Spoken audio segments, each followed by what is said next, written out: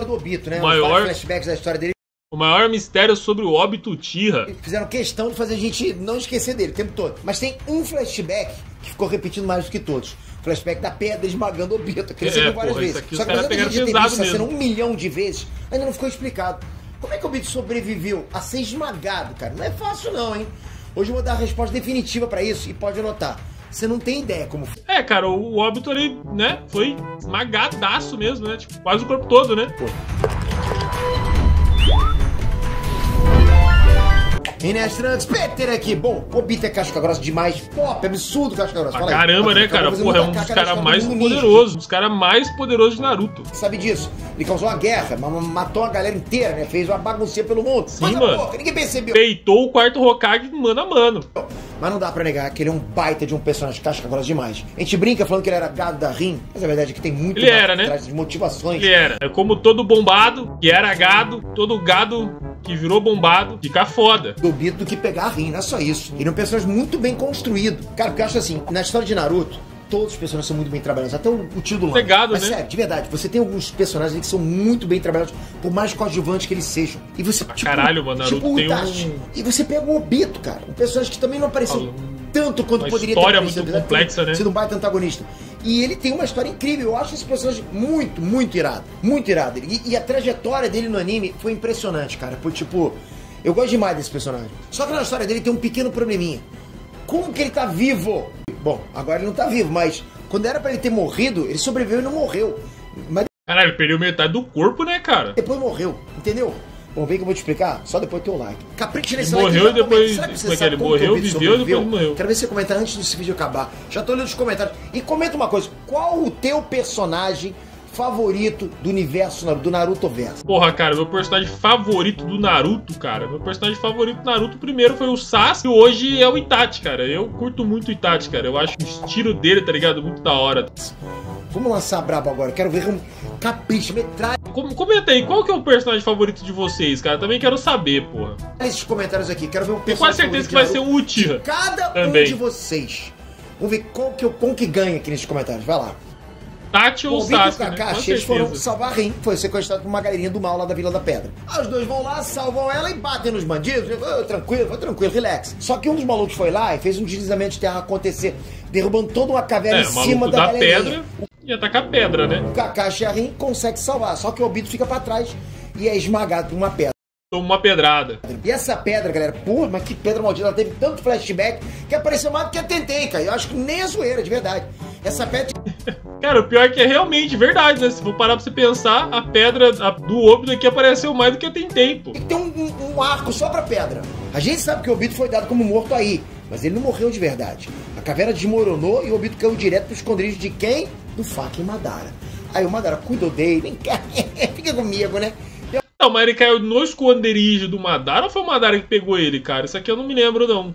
Curada, né? Porque, pô, o menino tá com metade do corpo esmagado, fez um chá. Mas, ó, eu chuto aqui que ele escapou porque o Zetsu queria que ele sobrevivesse, tá ligado? Lembrando pra vocês que o Zetsu armou tudo, até mesmo com o próprio Madara, tá ligado? O Zetsu armou. Já era um plano da Kaguya desde o início, tá ligado? Quer dizer, antes da guerra lá e tudo mais, da Primeira Guerra Mundial.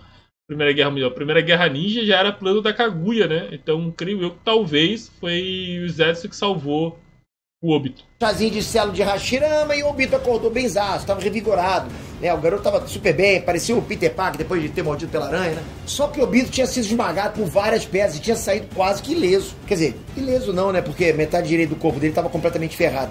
Mas tinha sido por causa daquela primeira pedra que esmagou ele. Mas ele parece não ter sido atingido por mais nenhuma pedra na metade esquerda do corpo dele. Que é muito difícil quando você tá num desmoronamento de pedras, percebe? É que as outras pedras foram se apoiando na pedra que tava ali, né? A pedra caiu na metade. E o Madara repara nisso e comenta um negócio muito estranho. Você parece ter atravessado as pedras.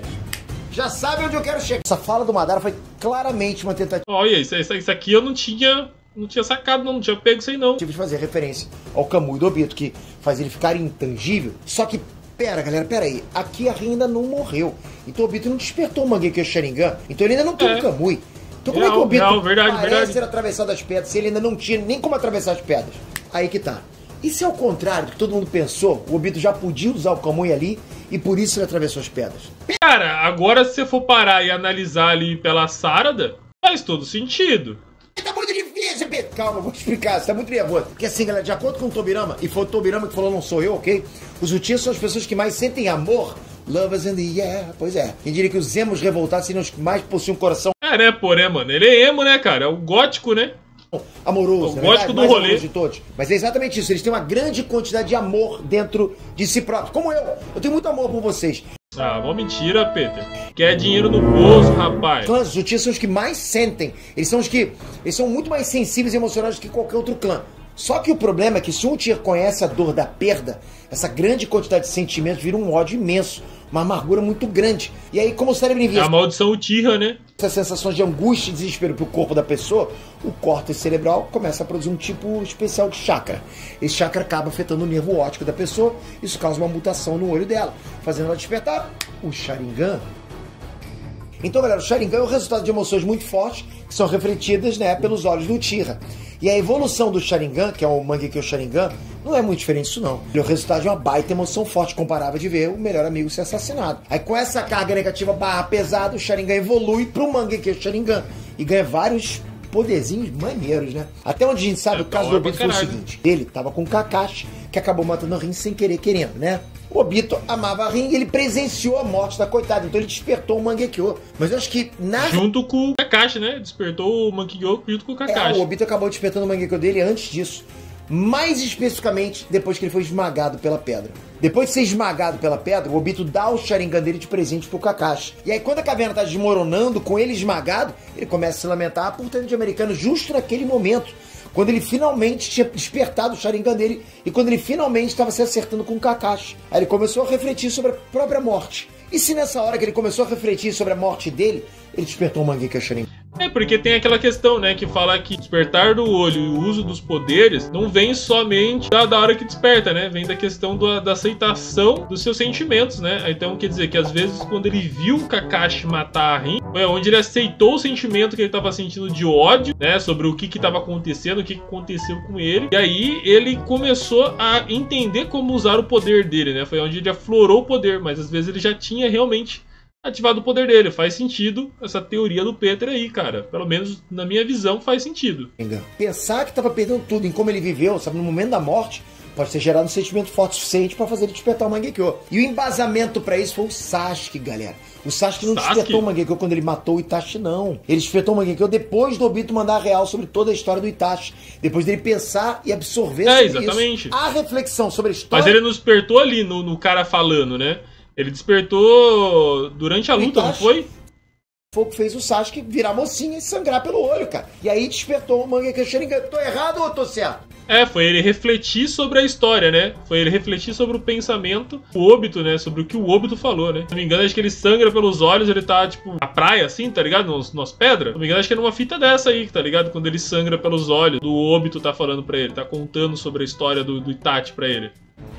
O exemplo mais recente é a Sada, no mangá de Boruto. Ela despertou o Mangekyo quando se viu cercada por uma situação mega estressante, mega caótica, sabe? Com um monte de caca acontecendo com o melhor amigo dela. E sem precisar ver morte nenhuma, ela despertou o Mangekyo dela. Aí tá vendo? Da backspace, você tava falando que eu tava errado. Com o Obito pode não ter sido diferente. Pensa bem, cara. Pensar que nunca ficaria com a Rin, que não seria amigo do Kakashi. Pô, todo esse pensamento antes do momento que ele achou que ia ser a morte dele, pode ter gerado um sentimento forte o suficiente para ele despertar o Mangekyo. E aí, galera, com o Mangekyo ali, o Kamui ficou liberado para ele usar e pode ter sido justamente isso que fez ele sobreviver. Todo sentido, permitiu ele atravessar as pedras, né? Que nem o Madara tinha falado. Só que ele teria feito isso, logicamente, sem saber, inconscientemente. Uma metade foi, outra metade não foi. Digo, uma metade ficou esmagada, mas despertou, outra metade... É que, na verdade, é que vem aquela questão da reflexão, né? Então, provavelmente, enquanto ele foi esmagado, ele ainda não tinha refletido e não tinha despertado o poder. Conforme as outras pedras foi caindo, que ele foi despertando o poder, ele foi se tornando intangível, né? Aos poucos, né? Então, a metade já estava estragada, ficou estragada, a outra metade não, né? Conseguiu salvar. O momento que ele vê a Rin morrer, pode ter sido só o momento que ele ativou o Mangekyo. Porque a emoção de ver ela morrer trouxe de volta o sentimento ruim. Aí o Mangekyo só reagiu e ativou. Exatamente isso. Seria parecido com o caso do Sasuke, por exemplo. Sasuke... É a questão dele aprender, né? É aquilo que eu falei. É a questão do aprendizagem de como utilizar o poder, né? Uma coisa é ele despertar e a outra coisa é ele aprender, entender como usa, né? Despertou o Sharingan dele de verdade no dia do massacre dos Uchiha. Vocês lembram disso? O Sasuke foi atrás do Itachi com sangue nos olhos e despertou o Sharingan ali. Só que ele desmaiou e esqueceu que tinha despertado o Sharingan. Aí depois, a primeira vez que ele ativou o Sharingan foi lutando contra o Haku e ele achou que tinha despertado o Sharingan ali. Então o Obito pode ter despertado naquele momento de reflexão, mas ativado quando a Rin morreu por causa do ódio. Quando ele entende o poder, né? Como usar o poder. O que vocês acham dessa teoria? Cara, da hora, mano. Muito bacana, velho. Eu acho que faz todo sentido, cara. Eu concordo aqui com o Peter. Vocês não concordam aí? Deixa nos comentários aí. Vocês querem que eu traga mais vídeos aí sobre Naruto, Boruto? Querem que eu faça o react aí do Peter? Deixa nos comentários aí. E é isso aí. Te vejo no próximo vídeo. Fui!